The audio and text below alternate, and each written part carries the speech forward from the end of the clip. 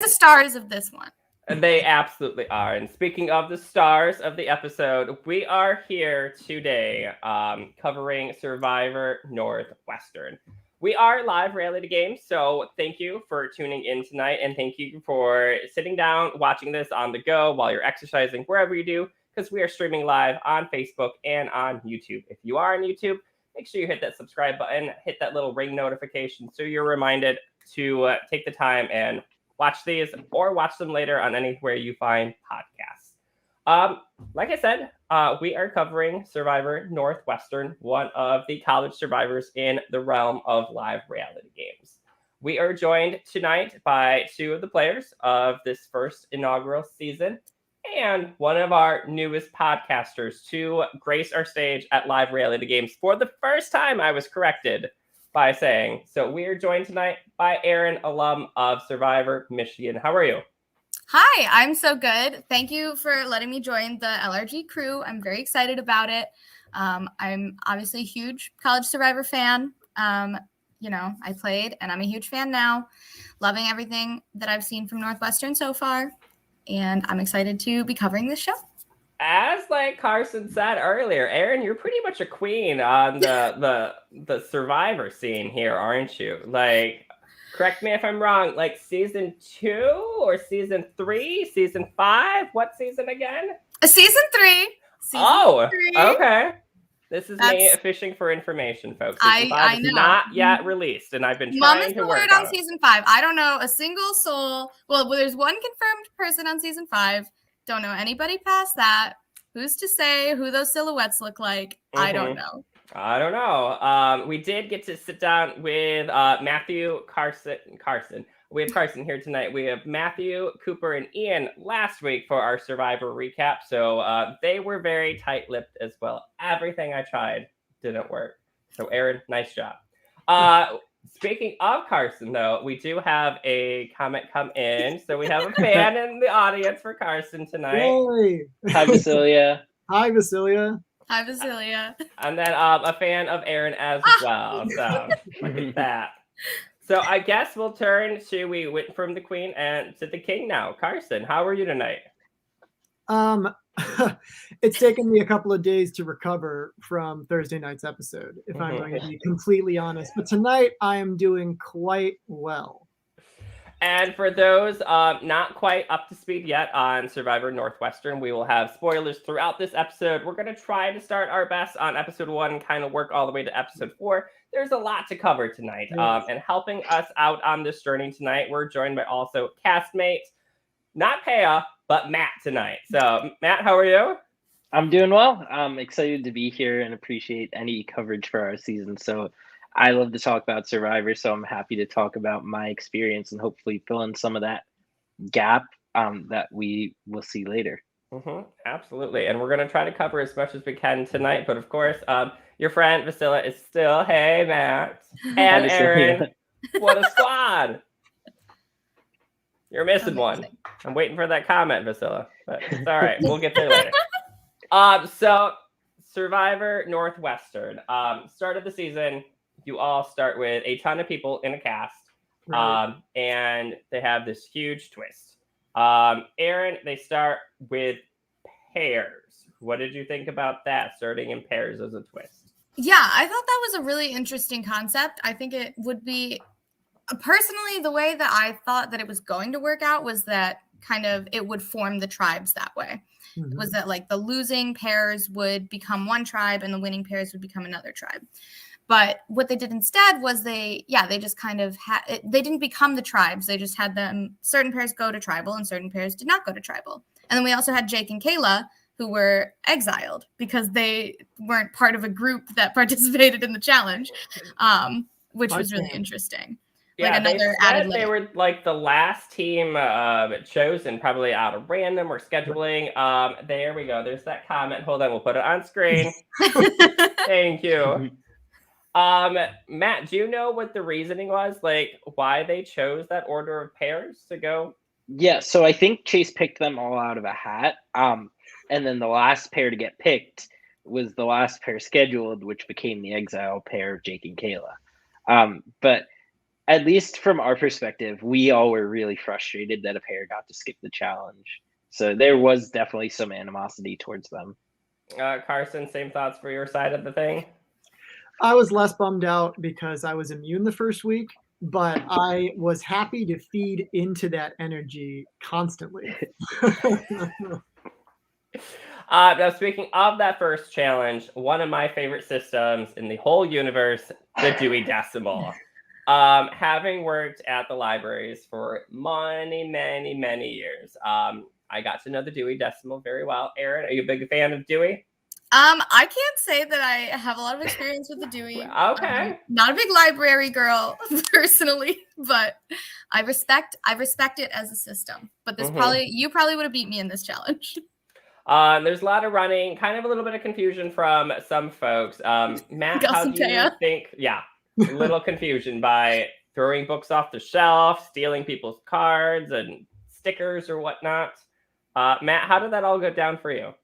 Yeah, so I was obviously in the same group as Carson, who had Ashley. And now I have very strong opinions about Ashley that will come out progressively throughout the season. But speaking of the first challenge, she moved books and hid them from us. Like she was definitely not trying to be amicable. And I mean, I think that's something that kind of came across but didn't fully come across, was just how much like she was just making herself into a heel the first day of Survivor. And I mean, at the start, when you have someone who you can pile on to, you kind of pile on to them. And so at least it felt natural to just be like, oh my God, she said she wanted to blindside us as the first words out of her mouth. Are you kidding me? Like, I don't know. It's easy enough. But yes, I had a fun time in the challenge. Obviously it didn't go that well, but it was tough. Matt, it was probably nice getting to explore the library for a change. You're like, hey, yeah, I never knew this was on campus. We got books here? Whoa. Matt, I have a confession to make. I was the one moving the books. Time and time again, Carson blindsides me, and I get left in the residual of his consequences. Listen, when you sign up to play Survivor, you sign up to play with people like me who are going to take every opportunity that they can get and every advantage. And I'm sorry, Matt, you were just the other person in my group for that. And all the better if you can blame it on your partner. Well, it's just I'm like Ashley, anyways. Then I don't know what's the harm. Now this has been a few years since you've been hiding this, Carson. Does that feel good to have this off your chest? It really does. I'm gonna be honest. I thought I told you that already, so I apologize. But you made it through the first tribal council. Light spoilers there, so hopefully it's all water under the bridge at this point. That's for sure. Now, speaking of water under the bridge, you and Ashley were kind of a little rough at first. That was the one person you didn't want to be with. One of my favorite just screen caps is Carson just glaring at Ashley from behind her back, like when the partners are announced. It is so funny. Here's what I'll say. When the cast list was released a couple of weeks before the first challenge, I, like any good Survivor player, Facebook stalked every single person on the cast. And you can get a lot of energy from somebody through that process. And I did not think that I would vibe with Ashley. And when I met her, as I said in the episode, it confirmed that energy for me. And I was not particularly excited in that moment. But eventually we get to see you all like work together. Like Ashley has a high regard for you, thinking to always vote for you. Now, Ashley kind of went off the radar, per se, for a lot of episodes. We finally see her back. Right at the end of like episode 4, I'm like, oh yeah, there's Ashley. Right. How did we miss Ashley? Was she just more quieter, or was she just not? Quiet is not a word. She was in Georgia. The second week of the game, she flew away to Georgia for the weekend. And so part of the reason you don't really see her is because she physically wasn't there for a lot of it. And so that also, once again, rubbed people the wrong way, kind of. The other thing is Ashley was not a huge Survivor fan coming into this game. She didn't have a super strong like strategy focus. I'm not really sure what her main goal was. I think it was just to make friends and meet people. And blindside people. And blindside people. That was the one thing she knew that she was going to get to do. But yeah, she didn't come in planning to talk strategy. She came in planning to make friends and seemed happy enough to be friends with me and to vote where I wanted to. And so I was not encouraging her to talk strategy with other people because I wanted to be the only person that was influencing her vote. Well, you in general wanted that out of a lot of people. Like, You're spot on with that. you mentioned your ability to Facebook stalk. You said the cast release was released a few weeks earlier before you actually started playing. Erin, was this similar to how Michigan ran? We're seeing this as like a first season of Northwestern. So by now, things probably have changed differently. But was this something you saw in Michigan? Yeah, no, not at all. Not until season 5, I guess, was there a lot of speculation about who the cast was going to be. And I guess there was some in season 4. Some of our returnees definitely capitalized on if production was friending new contestants on Facebook, they would check that out. But we don't release the cast to the cast prior to the first day. We want everybody fresh, meeting each other there, just so that there's no preconceived notions really, or as limited as possible. We also try not to cast people that like know each other as that often. And if we do, like, not too many in a season, like, you know, you're going to get the roommates. Although I don't think George Jane did not know that the Alexes were roommates when they were cast on season 1. So we do try to avoid things like that. And yeah, the less that people know about each other, the better on day 1. So I think that did introduce, you know, we got a whole pre-game alliance out of it for Northwestern, which is, yeah, crazy and continues to capitalize throughout the game. Yeah, absolutely. This alliance is kind of what we're looking at now. Right. So this pre-game, this illegal 8, as they're known by, this was kind of who's doing? Carson's. Oh, I really? will say, Figure. the conspiracy goes deeper than what we have seen, because I didn't plan on creating a mega alliance before the game started. That was not my plan. But I did plan to walk in with friends. And the reason that I knew so many people on the very first day and that were on the cast list is because I was handing the application to people in my circles constantly. I think I gave it to you, Matt. He did. I gave it to Sammy. I gave it to Paia. And I spoke constantly about the application with Amos all months before the cast was even finalized. So I would have been lined up no matter which situation came to fruition, but the fact that we were in partners and the fact that we had an opportunity to meet beforehand did not hurt my chances of making it through the first vote in any capacity. No, it made sense too. I mean, if the information's there, and of course, I know this is probably a learning experience for production and everything, but Yes. if the information is there, you might as well capitalize on it. Right. Yeah. Said. To paint a fuller picture, so Carson told me about it in September, then reminded me about it in October. I finally got around to apply in November, did my interview with Chase in December, and then became an alternate for the season, to which I made it on the final cast on like the last day, because a 5th-year PhD student actually dropped out. And Carson had basically, the way that we found out the cast list was that he had sent a group email with the Survivor syllabus, which became the clue with the stair counting hint, and just other rules to the game.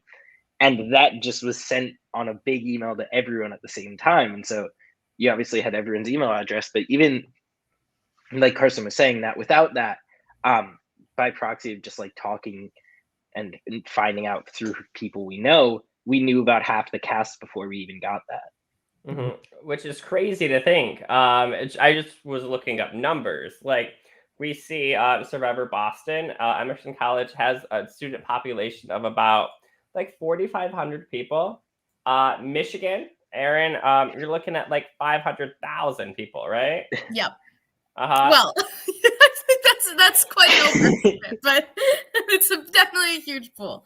I think we have about each class, if you include like grad students, PhD students, our classes are about 6,000 each. Mm-hmm. So we're looking at, probably around 50,000. Not quite 500,000, but probably around 50. And then you folks are kind of in the middle. You're at like 21,000.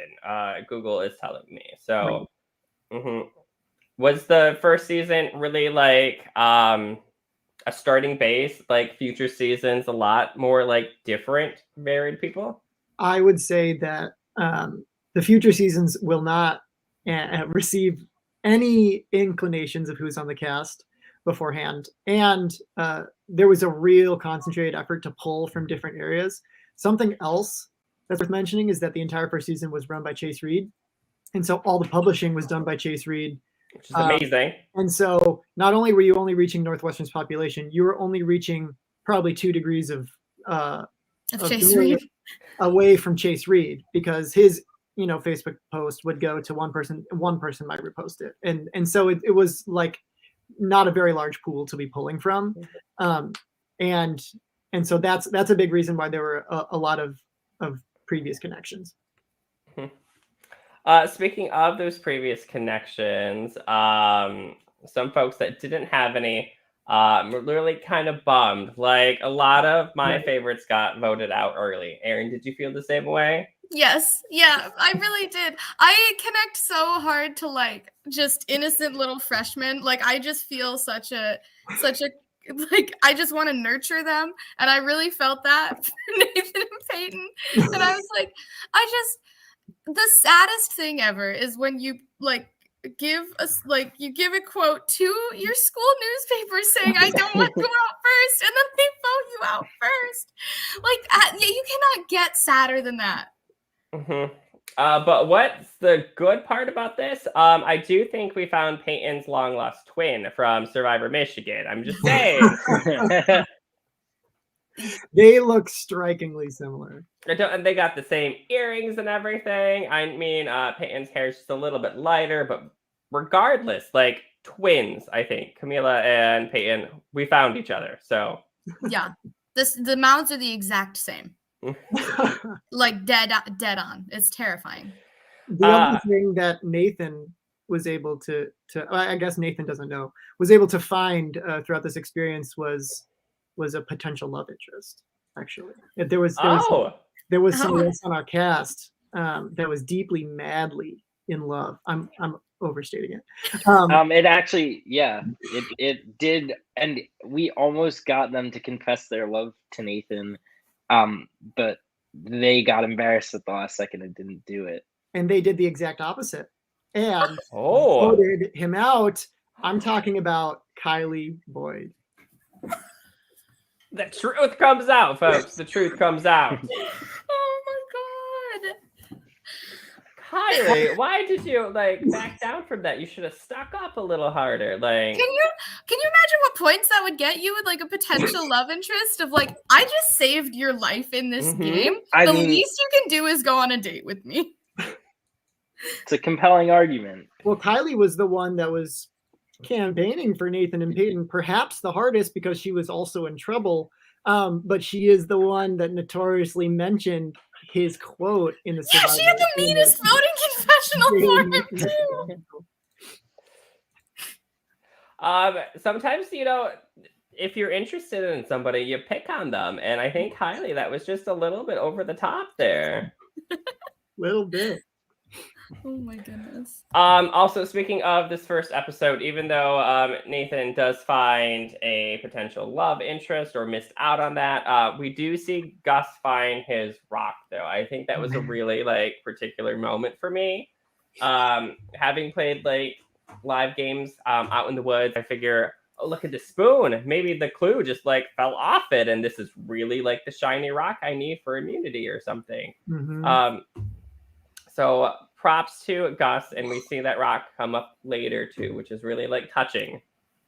So that's true. My favorite thing Oh, one of my favorite things about College Survivor, like when it's an all newbie season, you gotta know that there's gonna be a note with an idol. But every single season, like people just get so excited, and you're like, well, this could be it.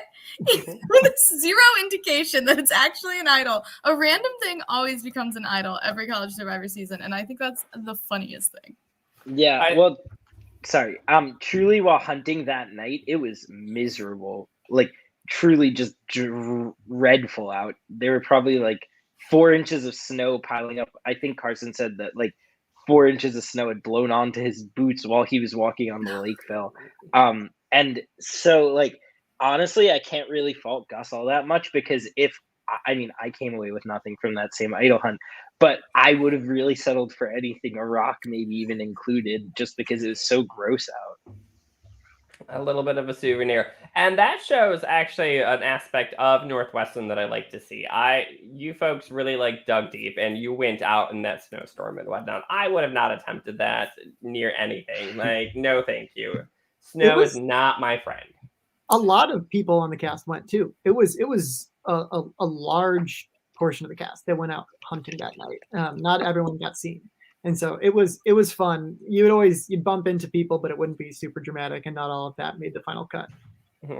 You bumped into something. Mm-hmm. I did. So it was a little bit confusing, but there were actually 2 idols hidden at the beginning of the game. One was released first, and the second one was released the next day. And since the first one was not found the first night, they were both out there. The second clue spoke to me.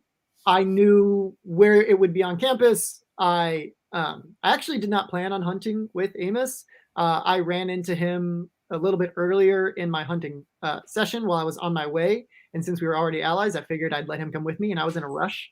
And so we headed on over to the Reeds, and Amos was the one that actually found the idol before we bumped into, very foolishly, another contestant. Again, Josh Pelberg, who was not a member of the Illegal Eight and was already catching some bad looks from other people in the cast.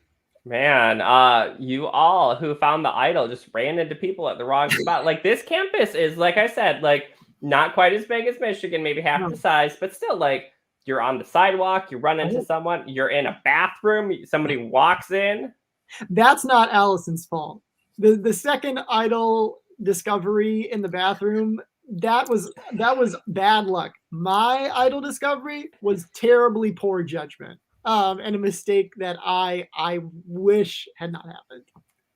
I think either one of them. Like, you just should not open that in public. Like, that is just a poor decision. You get a bag, you're like, I think this is an idol. You should go home. You should go home, lock every single door, every single path on your way in, and then open it up.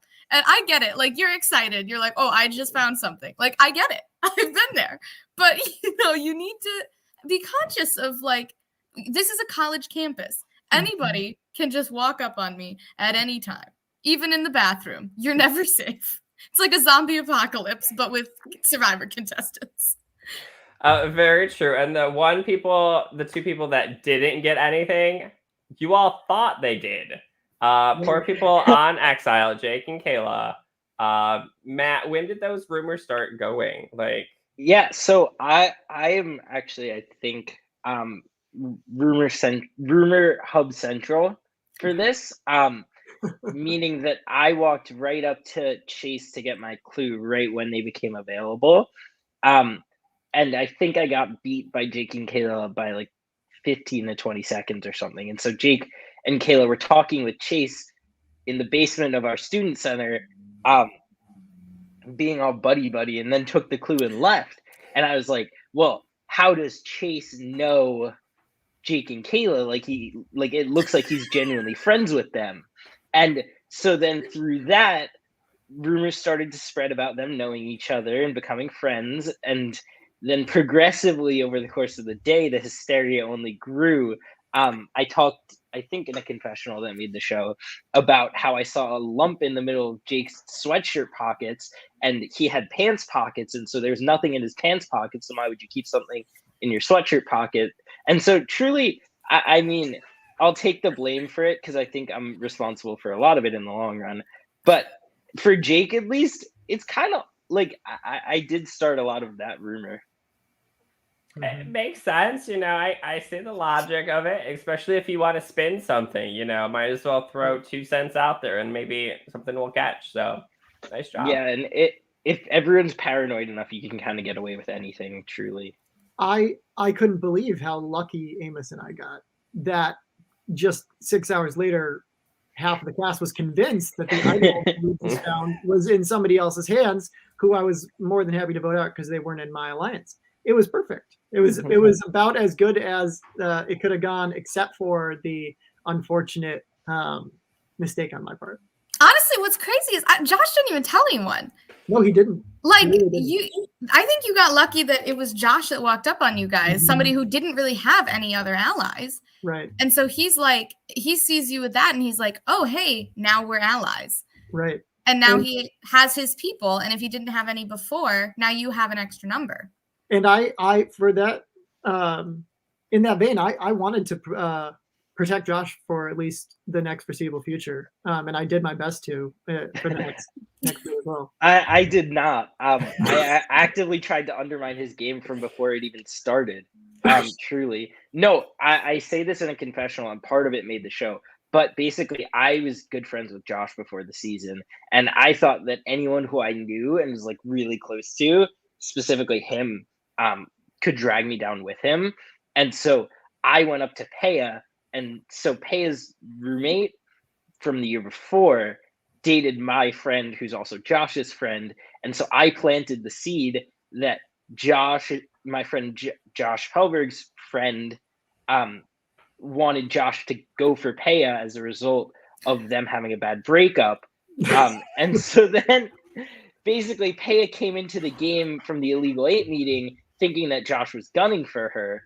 And so once you get the confirmation bias in it, kind of, you can kind of make anything work. And I think Josh actually might have told me or hinted to me. He never actually told me that he had an idol, but I think I knew that he had the clue, at least. But yeah, basically all the people Josh was surrounded with did not feel like saving him or push that hard to save him. I feel like, Carson, you kind of like have a strong gameplay with everybody around you. And then Matt, you're taking this to a whole different degree. You're like telling the grocery store worker who hopefully Paia will meet, and you told him you found the idol. So he sees her looking for it. So he will tell, like, this is like a whole different level. Yeah, I mean, granted, he got out within 2 weeks, so it can't, like, the payoff was really minimal. But it was a fun moment where I was like, oh, he's gone, and she doesn't like him as a result of that. But speaking of Josh, who does leave, we do see in this quick episode, we talked about it a little bit earlier, Nathan and Peyton, they leave. Very nice team. Saddened by it from the audience. They did nothing wrong at all. They were just playing with a couple of ruthless cheaters. Just the illegal 8's first victims. Yeah. Not a part of your victims is Katie, though. We see Katie leave. Katie, her fun fact she was in middle of rush, so I'm assuming she was probably busy with stuff, and it happens on college campuses. It does. So when you have 22 people, that's okay. You lose somebody to rush early in the season. It's not that big of a deal. But yes, rest in peace, Katie. And then our exiled team comes back. They do get to pair off. I was thinking, and I thought that's how it worked in the beginning of the episode, that each team would then subsequently vote somebody else on their team. Like, they vote for somebody, then the next team, then the next team, then the next team, and the 2 remaining people are the ones to exile. But it was just a one swap. So yes. And that was really crucial to the Illegal 8's success, because we had 8 people in an alliance that we were trying to protect. And there were only 10 pairs. 10 pairs after the first one. Because Katie had dropped out. So that means that we only had 2 people that were eligible to be voted out. Otherwise, this alliance was dead week 2. And one of the pairs was Josh and Greta, and Josh and I had some form of a relationship, and so I wanted him to stick around.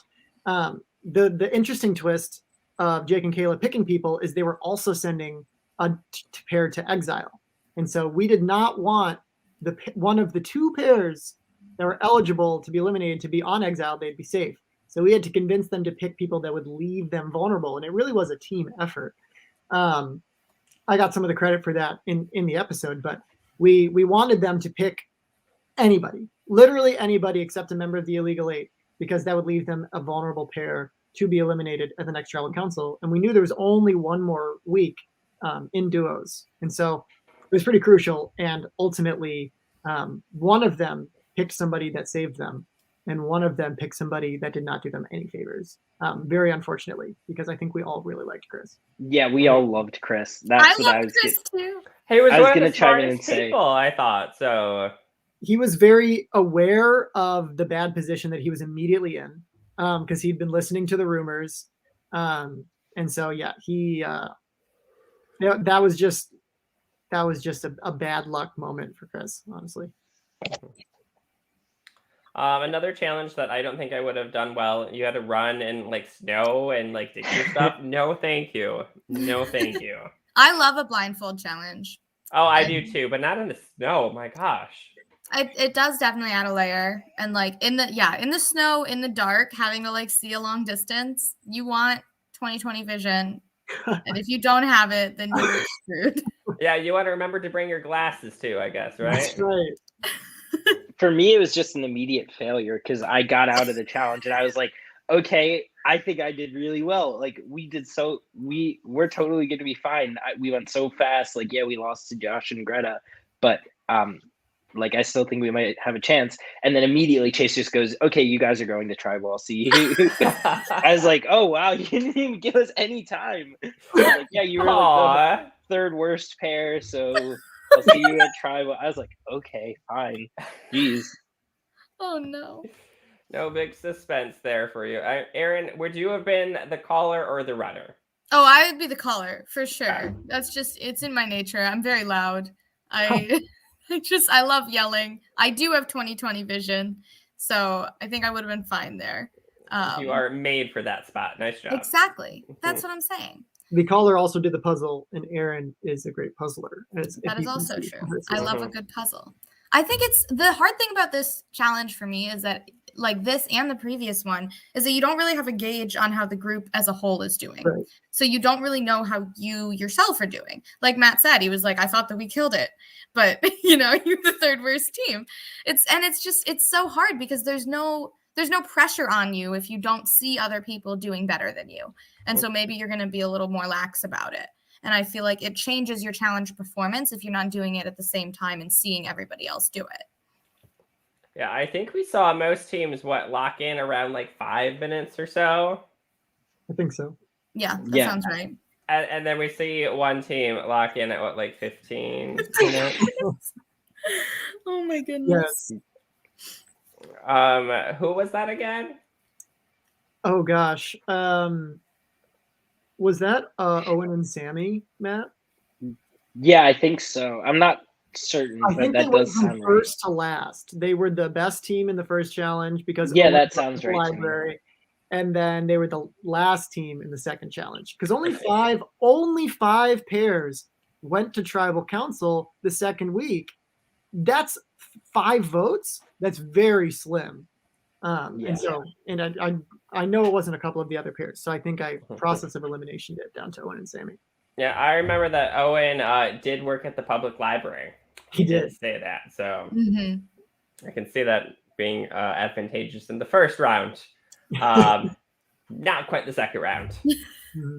Not a whole lot of running in the snow when you work at the library. Another one of my favorites gets voted out here after that. Erin, did you have any more notes, anything before tribal? I think not really. I think most of the episode really was the challenge and then kind of the coming back from exile, things like that. I think we've covered it pretty well. So Kayla and Chris, I was really rooting for Kayla. Like in the first draft, I was like she would be one of my first draft picks.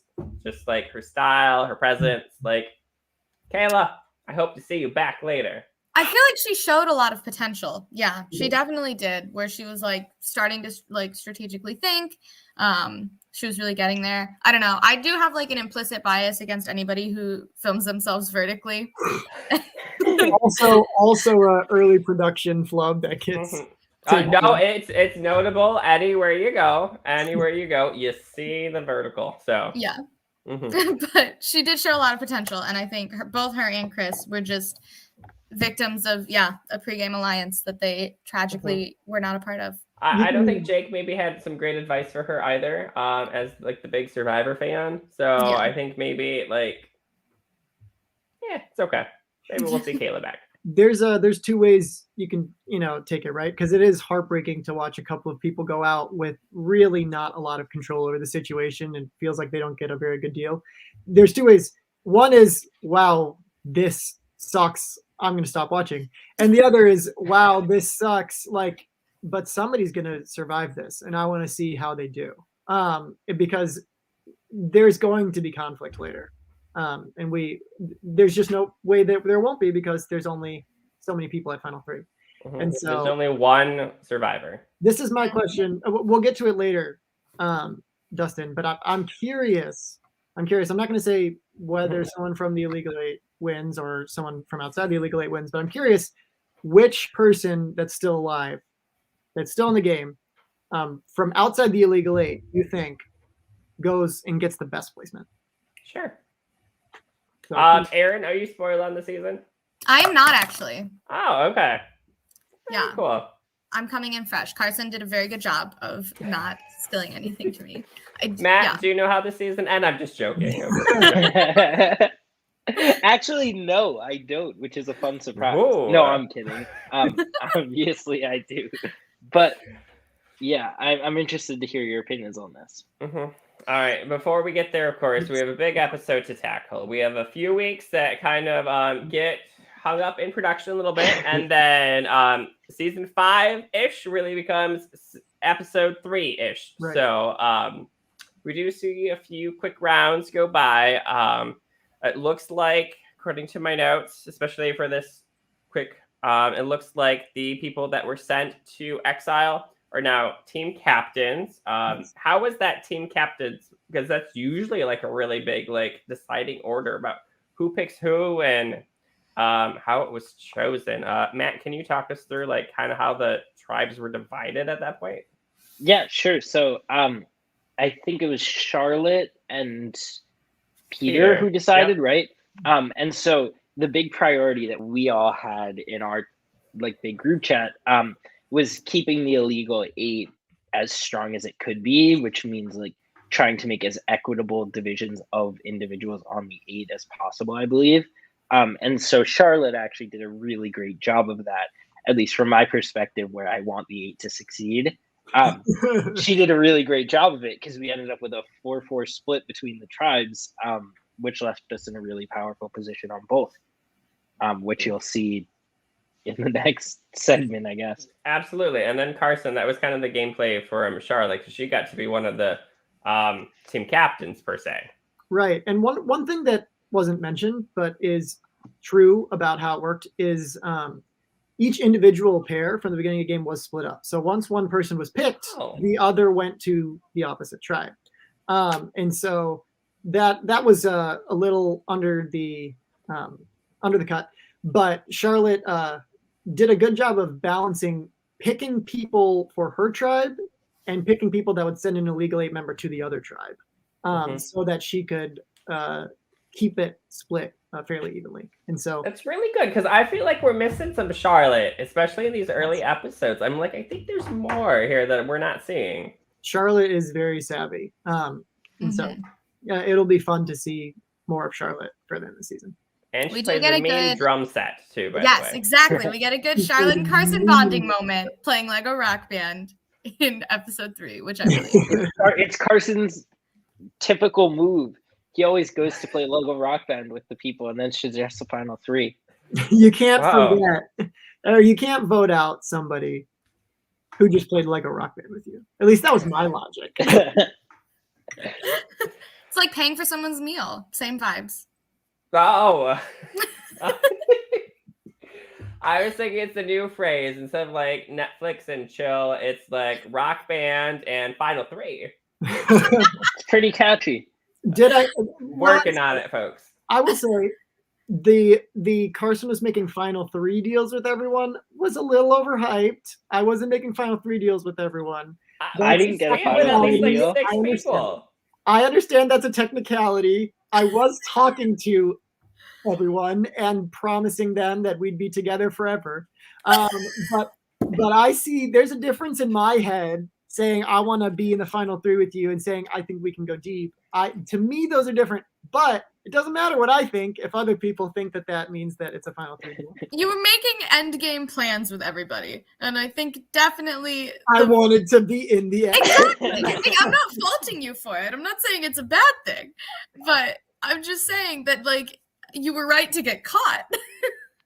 Probably. Yeah, no, that's fair.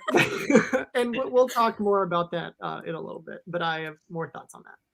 But speaking of catching Carson, we do catch Carson briefly in one little segment from, it looks like you do a scavenger hunt, and which maybe involves a very small bathing suit running into water. Yes. So the third challenge is a College Survivor Classic, which is a task gauntlet, wherein Chase Reed shared an Excel spreadsheet with the cast that had a list of tasks for a variety of points. And we could complete a maximum number of tasks. And there were a bunch of additive rules. But basically, whoever went and did the craziest, wackiest stuff over the course of the weekend was going to win the challenge. And one of those tasks that was worth a lot of points was a polar plunge in the snow in Lake Michigan. And I was more than happy to do it. There's a very, very funny segment of me in the shower after that that I think will make it when that episode finally comes out. But I got in the water. I got out of the water. I did not stop running. I ran. I jumped over a fence. Then they caught up to me. They gave me my clothes. We ran to my apartment, and I hopped in the shower and watched myself running in the shower. Is very meta, and just got a nice warm up. I'm still in the bathing suit, of course. And so that was a fun moment. I hope we get to see more of it. Was that the craziest thing you did on the list?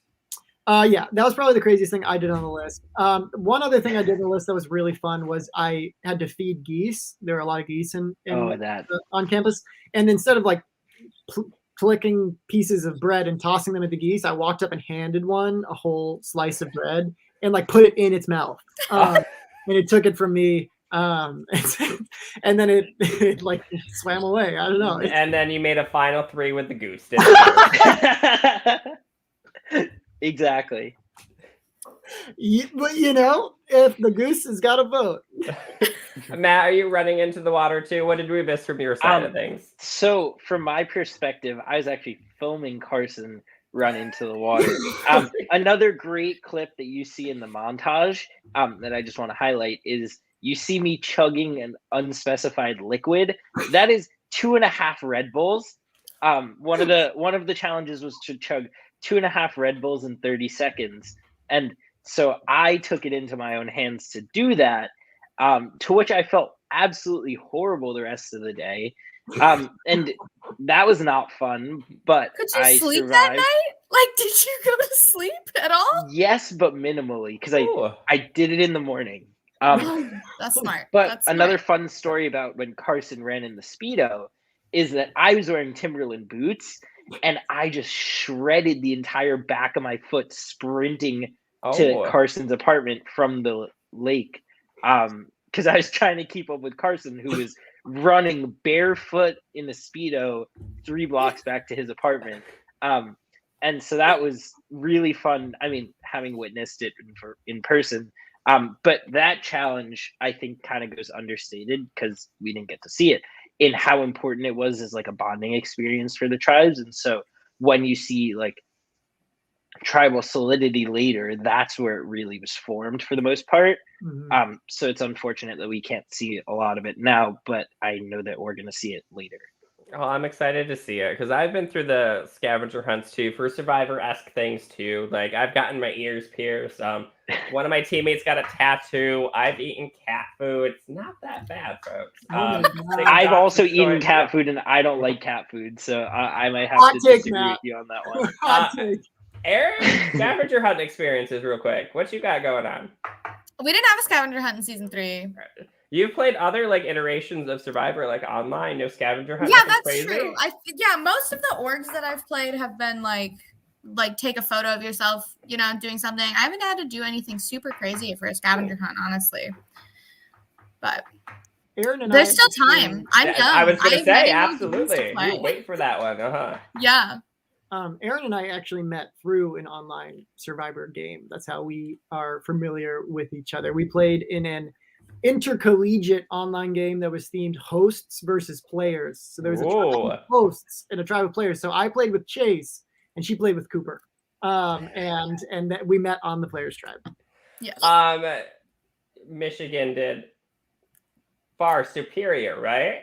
I got second. Oh, nice job. Nice job. I voted out Cooper. He did vote out Cooper, and I was very upset with him. We made up. We did make up. So after the scavenger hunt, a team wins. Cerulean. Yep. By 1 point. By 1 point. That's crazy. Was it anything like, I don't know, like, was there disqualification in points, or how did it Yeah, very down quickly. to 1 point? You see a little bit later in the episode that a couple of us have clues to a third individual immunity idol. And that's because we deducted points from our team's total in order to purchase those clues. Oh. And so myself, Jesse, and Josh all hindered our team purposefully for individual gain, which is a fun little twist. And the fun fact about that is Jesse and I were both on the team that won that challenge. So we won pretty handily because we were able to double the detractions that Josh's tribe had and still win the challenge by a point. That is impressive. So we see Josh gets voted out. We talked earlier. He finds an idol. Anything substantial there that we kind of missed from the recap? I actually saw him outside. And you see briefly on a call that he lies to me and tells me he doesn't have it. And from that moment, he was, dead to me. And so that's why I didn't put up a fight at all when the Ready Whip tribe wanted to vote him out, because all those decisions were happening collectively as a group of 8 and being discussed. And the Ready Whip tribe was like, we're thinking Josh. And I was like, fine. If he's going to have an idol and lie about it, fine. Especially after he catches you and Amos in your idol find. I feel like that's just a bad move on his part. You're his only 2 allies at that point, really. Right. I don't think he didn't know that I saw him. He thought he'd completely gotten away with it. But when I was out hunting as well, I saw him. And I also ran into Jesse and formed another alliance. Shocking. Yes, and we didn't find anything and had a relationship from then on out, honestly. Lawn darts. I know my grandpa used to play jarts all the time. Outlawed, I know, in the state of Michigan these days. Always a classic, though, in my family. That's a great one. Lawn darts. How'd that go, Matt? Honestly, I had a great time with it. Like, this is an underrated challenge. It was really fun. It was pretty quick, but I got, at least in my experience, I got in there through 3 darts and beat Jackson. And so I won as quickly as you could. And so I had a really fun time with it, at least. But Jackson's experience losing the challenge, maybe not so much. But it was quick and fun. So everything you want in the challenge, I'd say. Now, this is the safe, jarts. They're not actually, spears you're throwing, correct? No. Okay, they're just, rounded off tip, All right. Team wins. Peter out. Any thought? Peter just not invested. That was the recap. Yes. Well, he was not invested because he was having a wisdom tooth surgery, which is also a fun fact in the cast releases. So I'm interested to see the other ones now. Yeah, it's glossed over but that's his not invested. I mean, he wasn't playing particularly hard, but yes, that's why he was MIA.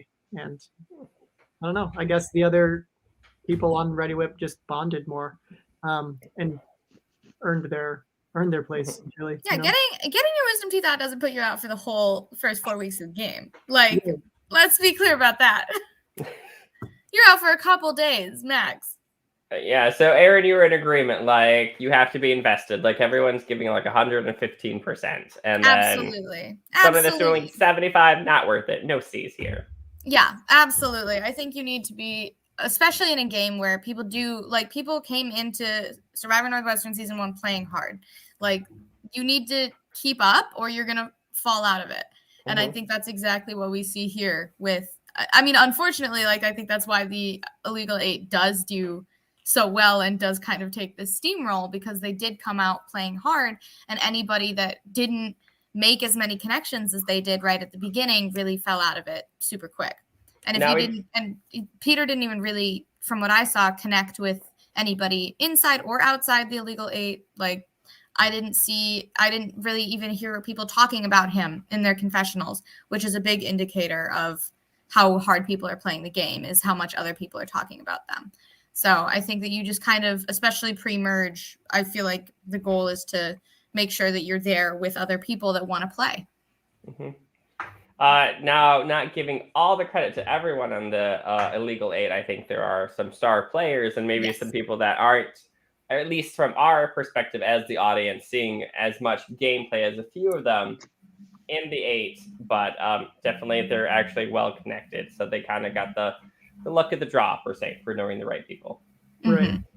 And there's one more eventful thing that happens at Peter's Tribal Council, which is that Jackson, upset that Allison wouldn't share the idol that they found together, decides to tell everybody about it.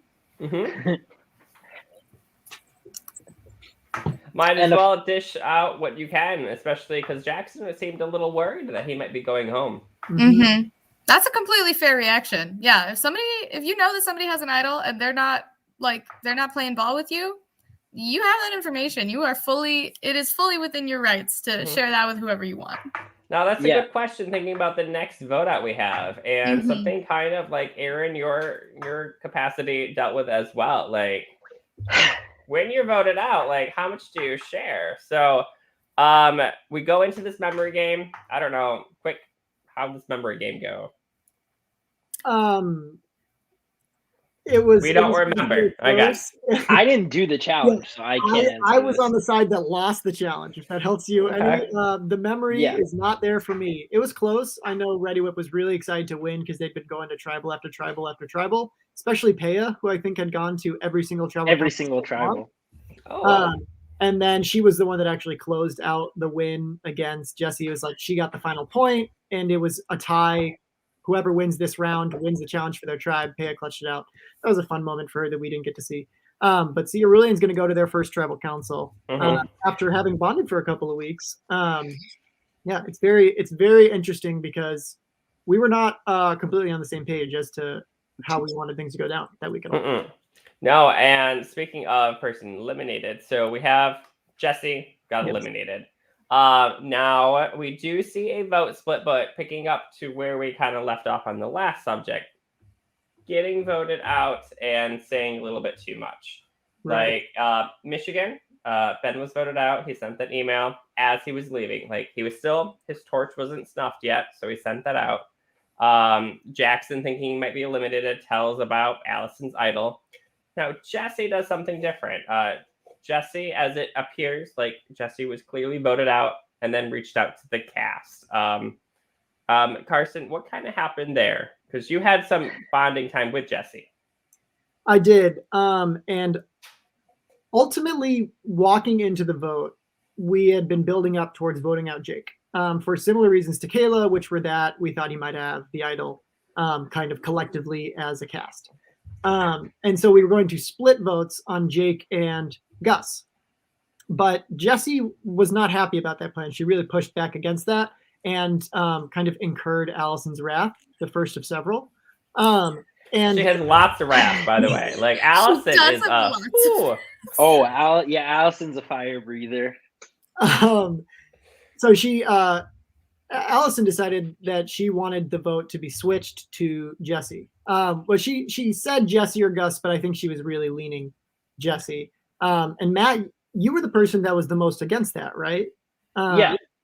Jesse was my partner for the first part of the game, and so it felt kind of like a big sacrifice because basically up until this point it felt like it was really just an arms race within the 8 to like have outside connections, because like Carson and sort of a lot of us on the season talk about, it felt like it was almost inevitable that the 8 was going to crumble at some point, and so you just wanted to position. It was all about positioning yourself for the aftermath almost, and so for me it felt like I was giving up my biggest partner outside of the 8 in Jesse.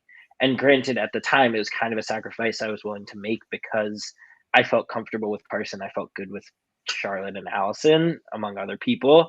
But it did, like, it's not something that was lost on me in the moment, how much of an implication that could have for my game in the long run. And so it wasn't an easy decision, but I figured better to not upset the boat. So we told Carson about an hour before tribal. Yeah, and I was not happy about it because I had a connection with Jesse as well, and I didn't want to tell them that. But I felt like I could, be good with Jesse, and when things went down, I wanted her there. Ultimately, when they decided, like, we came to the decision as a group of 4 that it was going to be Jesse or Gus, and I preferred it to be Jesse because I thought that the secret that I went out looking for the idol would die with her, as opposed to Gus, who I had also kind of spent some time chatting with. Felt like they were not exactly the same, but similar enough that I could end up on the right side either way. And then I honestly, Matt, if you could remind me how I ended up on the outside of that vote. Like we decided to leave me on the outside of the vote because Gus was staying in the game, and Matt, Charlotte, and Allison had recently spoken some ill about him on his own camera, on his own laptop. Yeah, so I can explain that if we want to sort of divert into that quickly. Basically, what happened was that I was in a strategy meeting with Gus, Allison, Charlotte, and I knew that the plan as it currently existed, as Carson said, was to split Jake in the majority, Gus in the minority. And so we knew that Gus was going to be expecting a few votes, but we knew that he wasn't going to be home nor even really at risk unless Jake played an idol, which turns out he didn't have. But so I was really worried and wanted to talk to them more about how we were going to tell Gus, or if we were going to tell Gus that we were putting a vote on him. And so Gus got up to go to the bathroom, came out, left his camera going, and then we talked and forgot that the camera was there and on. And so Gus later went back and watched it and saw me gesture being like, what are we going to do about him? And thinks immediately that he was going to be eliminated. Obviously, I got a little lucky and bailed out there, but it was definitely not my best moment in the game. And I'm not unhappy that it didn't really get highlighted on or emphasized as much as it did in the edit. It's such an underrated genius move. Especially it was so smart. Your camera recording. That's why I always recorded every single one of my conversations, because I was like, I want to be able to watch this back. And it's not even, it's also, I just have like a shit memory. So I was like, I need to remember like what I say with people. But yeah, you can go back. You can see what people do when you're not there. Like, it's always good to, if you get up to go to the bathroom, you can see like, are they texting anybody while I'm away or things like that. And it's just, especially pretending to go to the bathroom and just to see what they like this group of people say when you're out of the room. Smart. Genius move by Gus here. And he hadn't even seen Survivor before. This was just off of his own dome. While Matt's gone, I just wanted to talk to you guys about like, what do you guys want to do about the Matt situation? Yeah, that one. We need to really very good question. I think we're on the same page here too. I think so too. Oh, yeah. Final three, right, Carson? Final three? Oh yeah. Anybody else? That we're gonna play Lego like Rock Band. Come on. Oh yeah, we gotta do that first. I do think like Kylie's with us too, by the way. So don't worry. Hey, Kylie. She can be in on this too. So Kylie, I exposed your crush on Nathan, Kylie. Sorry. Yeah, and so yeah, she hasn't watched that yet. So any of the lives, she has to like wait for that recording to be done and then rewatch it. So Kylie, yeah, that was brought up earlier tonight. Sorry, girl. So we ultimately landed on Jesse, and Allison was definitely a big part of that. And a lot of the time you would see Allison and Charlotte coming into a conversation having already decided on a plan together and planning on bringing it up to new people. And their system was kind of like Allison would bring it up, and then Charlotte would be like, "That's a great idea." And so I got kind of hit with that. And when that happens, you don't have an opportunity, like they don't give you an opportunity to push back initially. There's an initial supplement to the plan. And then the plan's kind of already rolling a little bit, and you're a little more uncomfortable to push back against it. Mm-hmm. That is, if you're not named Carson. And I pushed back like really hard and got frustrated that the plan was changing last minute. And I shouldn't have been as frustrated as I was, but we've been working all weekend to set up this Jake plan. I had told Gus that he was getting votes, and they all knew that, and made him okay with it, because we wanted everyone to be okay after this vote. And we were just telling him, listen, Gus, like Jake's voting for you, like heads up. And then to have it switched up and have all that like undermined did not sit well with me. And the fact that did not sit well with me did not sit well with Allison. And this is kind of the first time that we see Allison not enjoying playing the game with me. We'll start. The wrath kind of starts there for Allison. That's for sure. Right. With you. I think you guys are like the two heads of the snake that is the illegal 8. And at some point, you gotta not kiss, right, but like fight. And I was hoping that there was another head out there that could be part of that, and was I did not know that I was the other one. And so that will come up in a little bit. So then there is a tribe swap, pretty much. I think Ready Whip comes in so excited, and Team Red, like I was really rooting for them. I was really disappointed to see a tribe swap actually, because they were so in spirit. They had a little method going on, and like the new TikTok video, I was like, oh, I see it already. I see it. Ready Whip right there. But the tribes split pretty well, just based for your illegal 8 out of random Starburst, out of all things. Starburst. And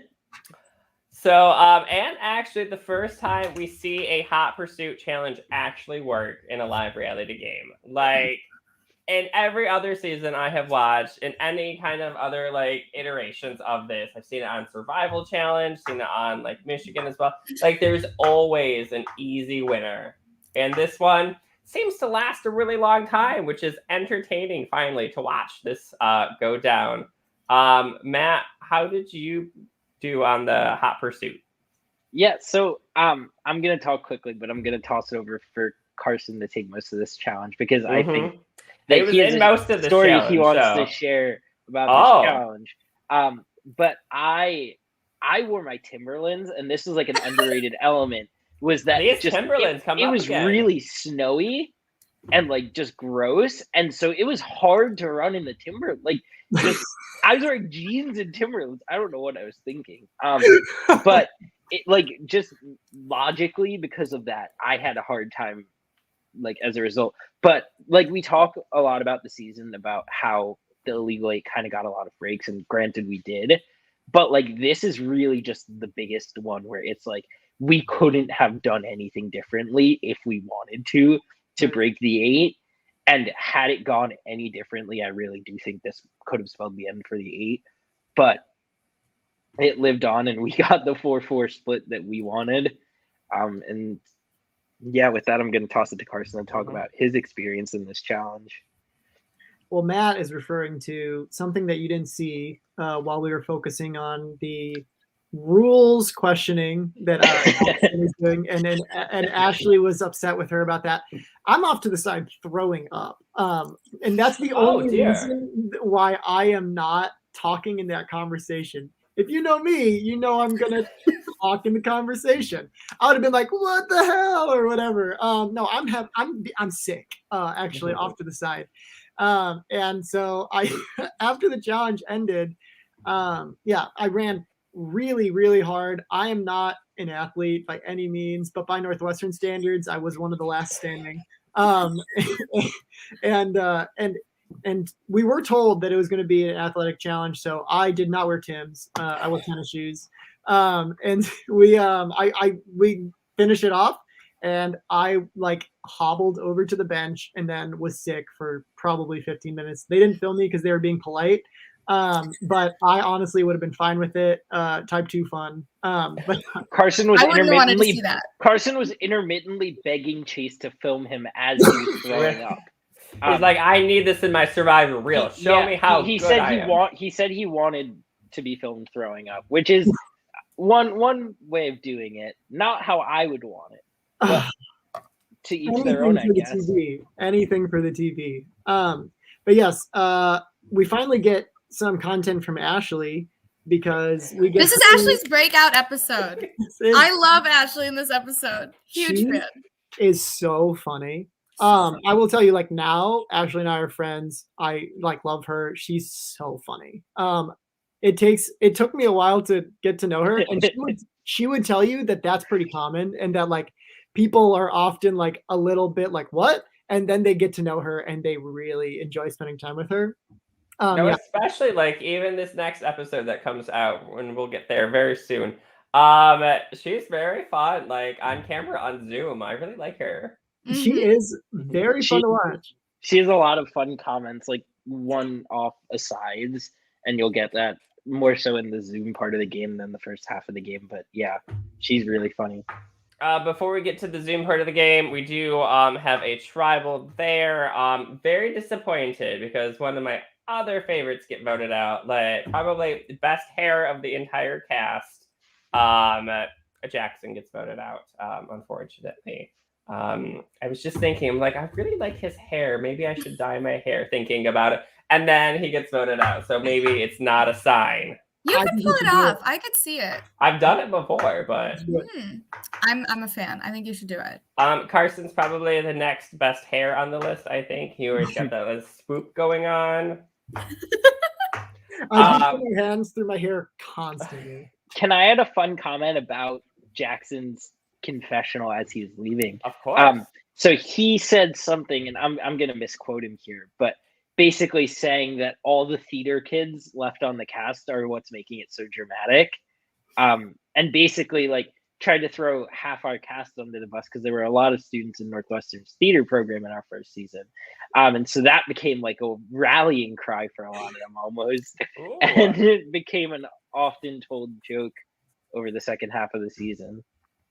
Yeah, there was a lot of theater kids on the cast that were doing theater in college, and then the rest of us did theater in like high school. No, honestly, theater kids usually like make the best television. We saw it, especially with Survivor Boston, another really great one. Over at Emerson, a smaller college, but it's a great theater program, and it was all like big personalities, super strategic. Like they really like played the game like from start to finish. Pretty similar to what you folks did. So liking the theater kids. That's cool. We get Jackson voted out. Unfortunately, they announced jury. Congratulations. Woo. And then not congratulations. We're on quarantine pretty much. Everything's on lockdown. Going through what everyone else went through at the time, we had to lock down. So we are starting the final episode before we'll head out for the night. This final episode is the most recent, and another episode for Survivor Northwestern drops this Thursday, I want to say. There are nods in the audience here, so I got that correct, folks. So this episode is a little bit different. We're pretty much locked down. There's changes, and Chase, the host and production, kind of just goes with it, and you do what you can. So, Carson, thoughts about leaving the campus? Yeah, I think we were all really questioning what it was going to look like to play Survivor, and I think we all were not nearly as focused on Survivor as we were the last few weeks, because the world was crashing and burning around us, and we saw a little bit of that bleed through. But it was just a really heavy, like this week of film is a really heavy week of film because it's a very heavy week internationally. And Northwestern shut down, pro sports games were canceled without any look. We all lived it. And so, yeah, it was a little bit less invested. And ultimately what we decided to do was based on what we decided to do right before the lockdown happened. There was not a ton of strategy going on because everyone had their own things to do. And the challenge happened right before the tribal council because we had to do some rescheduling. Chase thought of a fun challenge kind of off the top of his head. The challenges for the next little bit here are very, very zoomy, and they're still fun, but it's not running around in a circle in the same way. But they do provide a different opportunity for different strengths to kind of rise, which is interesting, which we will see different people suddenly are better at challenges than they were before. But yeah, everything was just really heavy. Everyone was just very concerned. We all went to our different respective corners of the world, and we just played Survivor because we wanted to stay connected to each other. And it was really nice that the jury started then because everyone from that vote on is still, involved. We all are friends. We all know each other. Some people before this episode I haven't really spoken to in quite some time, but from the boots this episode on, I would consider all of them friends and chat with all of them from here on out. You spoke about going to your little corner of the world. You have a very nice little corner of the world, mister. I'm in the Great White North. I'm in the Great White North. Yes, that is my grandfather's place. In northern Minnesota. Northern Minnesota is beautiful. I'm from Minnesota. So it's on Lake Superior. It's closer to Canada than any Minnesotan city.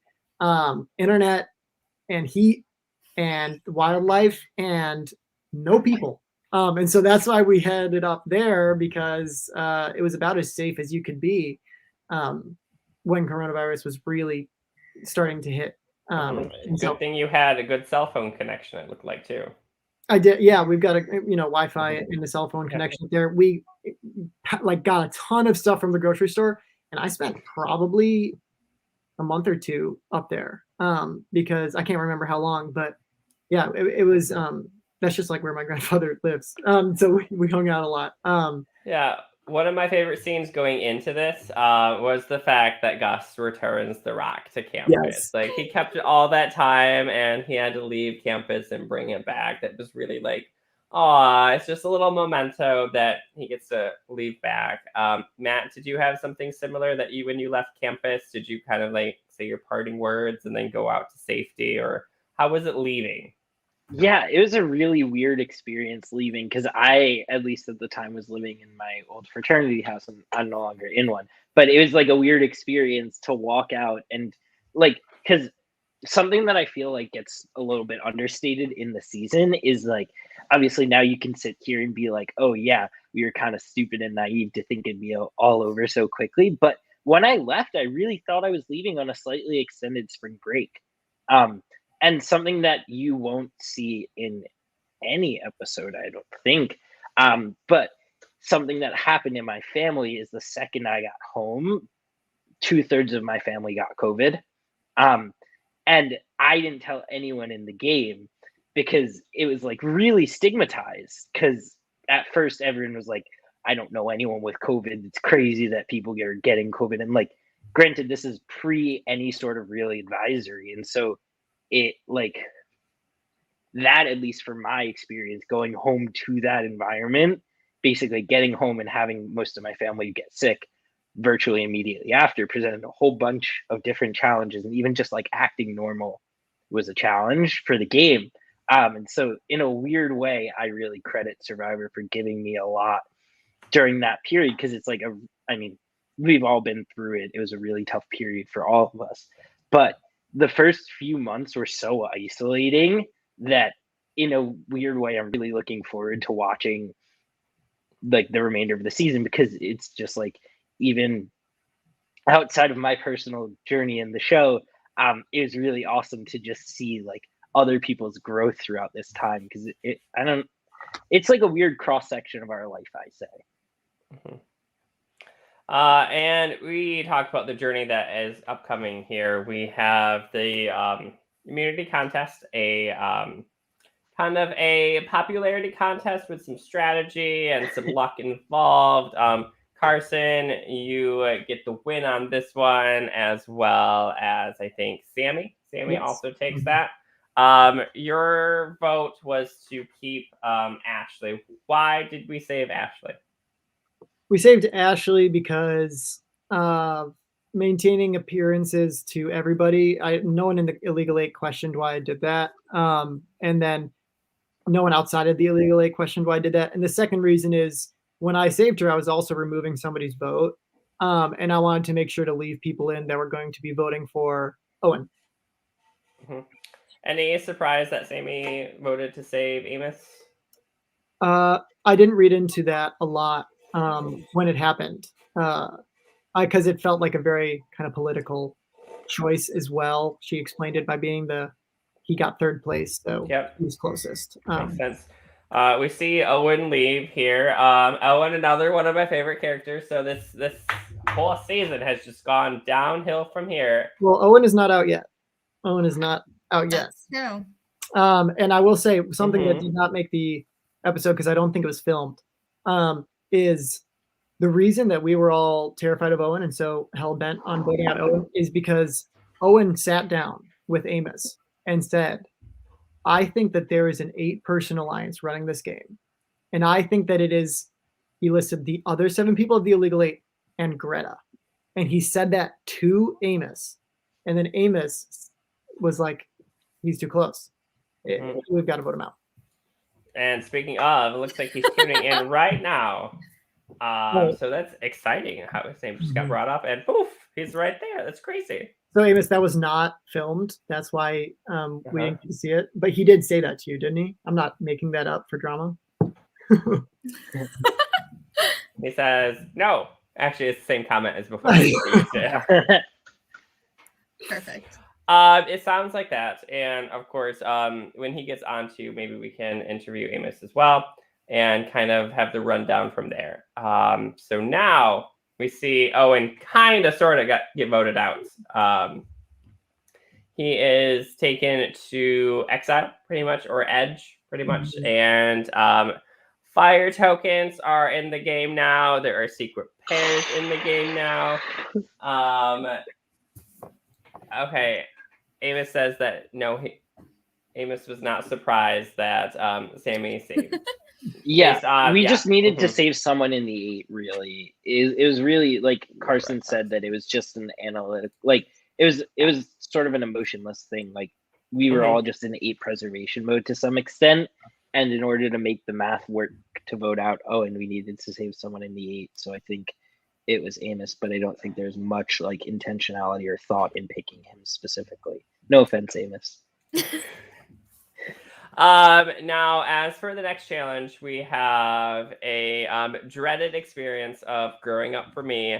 It is called a spelling bee. And I warned Erin earlier if she had a pen and paper handy. So I thought, Erin, you're not going to make me do this, are you? I'm going to make us do a spelling bee. So I want Matt and Carson to pick like 2 words, just real quick. We can see how fast you can beat me, Erin, because I am losing this. So, well, I thought, because going into, like, I watched this episode with Carson, fun fact. And I literally, when he said spelling bee, I was like, oh, easy. Like, I would do great at a spelling bee. And then I heard the words that Chase was saying, and I was like, I have never heard these words in my life. I've heard like 3 of them. I know cappuccino. I don't know how to spell it, but... This is okay. My word was going to be cappuccino. Well, I don't know how to spell it, so Erin, you got me beat on there. So I did take 4 semesters of Italian, so give me some Italian. Well, because taking a page out of Greta's book, I see. I revealed a very terribly spelled cappuccino. You really did. I thought maybe you were like throwing the competition. No, I'm just a terrible speller. I couldn't have won that competition if I tried. Yeah. Don't worry. You can check mine out here too. Okay. So real quick. All right, Erin and I, final immunity right here. All right, you're Let's going go. down. Competition time. Let's do back and forth here. We'll spell the words on paper. We have paper. We'll just show them. Okay.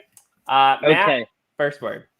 My word is going to be a word that's going to symbolize a lot of the second half of the season. My word is sapphire. Are you making fun of me because I did the titles on this episode and misspelled sapphire? He did. Partially. I made fun of Did him you? for that. That Partially, was so Carson. funny. But it's also Okay. going to be important soon. Okay, I'm ready. Erin, you ready? Yes. 3, 2, 1.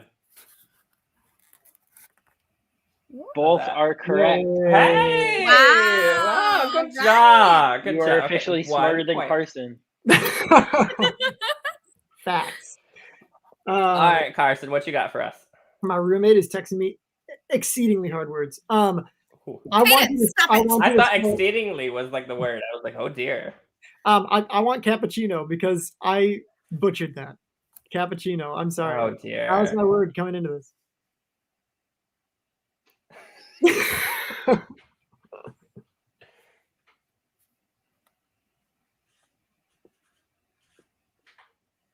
I don't think I have this. I right. don't have be this at honest. all. I don't know what the all. right spelling is either. You ready? Yeah, Okay. I think I do. So you can't even You? check this? Okay. How's that? Cappuccino. Okay, I like yours, Erin. One of you is wrong. Is it I'm me? wrong. Okay, it's CAPPUCCINO. Oh, good job. Yeah, Let's that's a go. minus. All right. That sports semester of Italian did something. Yeah, come back here, challenge here. Okay. Matt? Oh, you want another word? I said Okay. 2 words, but it's okay. Maybe you did a cumulative and then Erin just wins. We got mixed up, but I'll think of another word on the spot. No, it's all right. Out of 2, congratulations. Immunity goes to Erin. So Thank you. Wow, what an honor. There you What go. an honor. Took me back. Neighborhood was the big word in elementary school for me. I nailed it, and that was it. That was the extent of my trying to learn how to spell. So That's impressive. That's the only word you need to spell.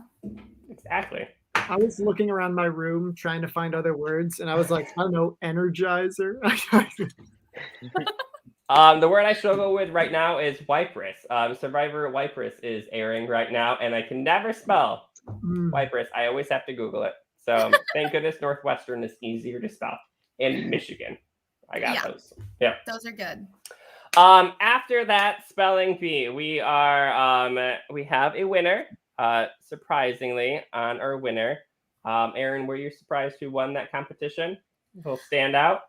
I don't know about surprised. I don't know. I just maybe I'm wrong to assume that people are smart, but that's usually I tend to try to give people the benefit of the doubt, especially if they're college students playing College Survivor. Like if you're at the merge, you got to be smart and savvy in some sort of way. Mm-hmm. So yeah, I won't say that I was surprised at who won, but I was happy with the outcome. Good. Happy with the final outcome too? No, I was not happy with that. I will say that.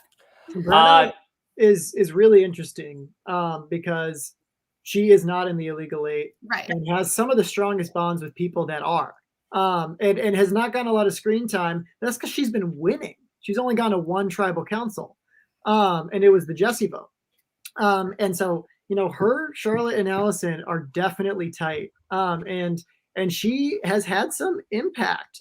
She is aware of situations. She threw me under the bus to Gus. She threw me under the bus to Gus. That's important. So like she's interesting. She's somebody like, I don't know, if you're looking at other people outside of the illegal 8, you're like, who do you think of? You think of Gus, right? You don't always think of Greta. But she's not in a like bad spot as far as outside of the illegal 8 goes. Mm-hmm. And then another twist comes in. We have secret pairs. So if your pair makes it the furthest, both win immunity at that next tribal. Matt, who'd you get paired up with? I was with Ashley. Speaking of the Ashley love fest that's going on, and that was fun because at least initially I was like, oh, it's a no-brainer. I'll work with her and Carson. It's like, it just makes sense. And very, very quickly that plan fell apart from my perspective. Mhm. But for me, at least early on, it felt like a slam dunk. Then Carson was apparently a little colder on me than I was on him, and I kind of got bailed out of it. So could have gone a lot worse, I'd say. Mhm.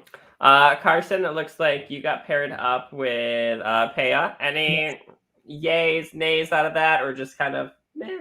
Yeah, I was very excited. In all of the conversations that I was having, I was lining up plans for myself and Amos and Paia.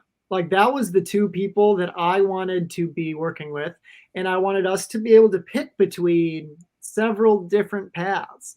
Not everyone was on the same page about that plan, but that's what I wanted. So I was totally stoked to be paired with Paia. And so that's yeah, I guess we can go into that a little more soon.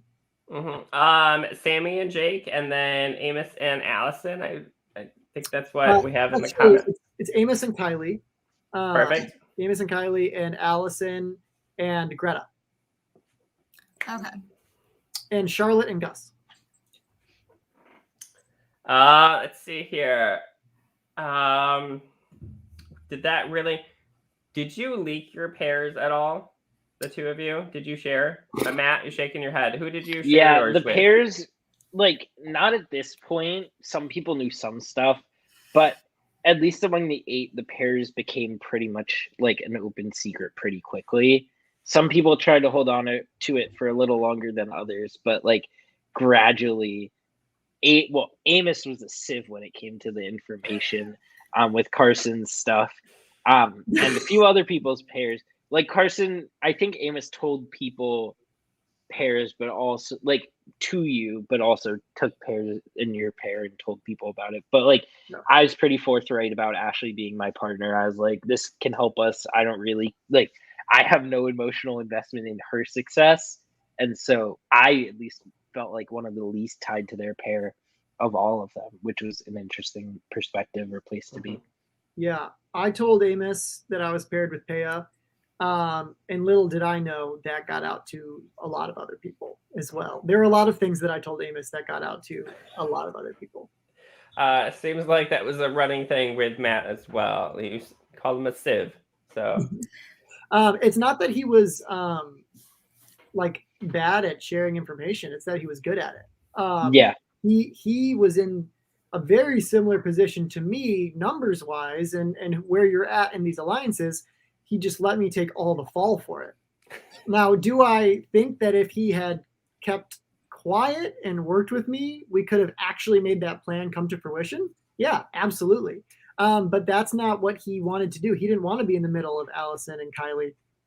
He told each of them my plans and then brought them together and then had an unfortunate part in voting me out.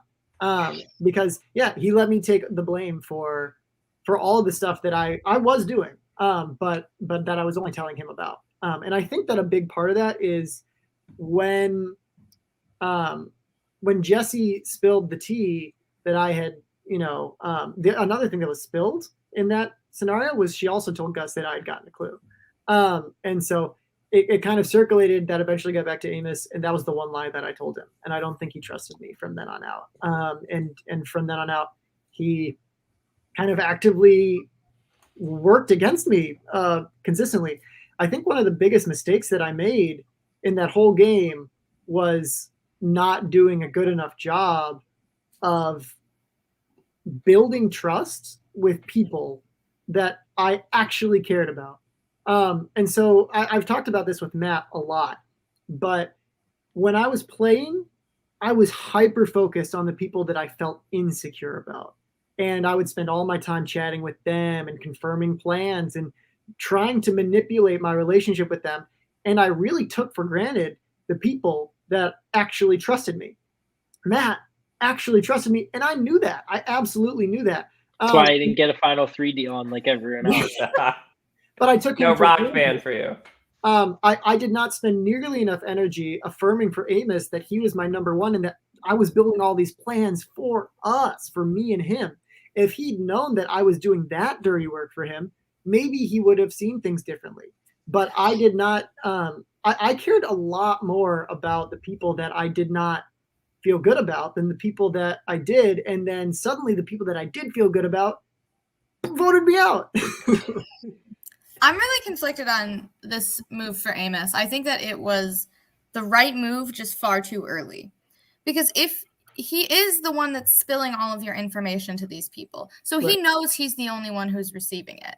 Mm-hmm. So if he's getting all of your information and he knows nobody else is, then that's got to be some sort of indication that he's your number one, you know? Right.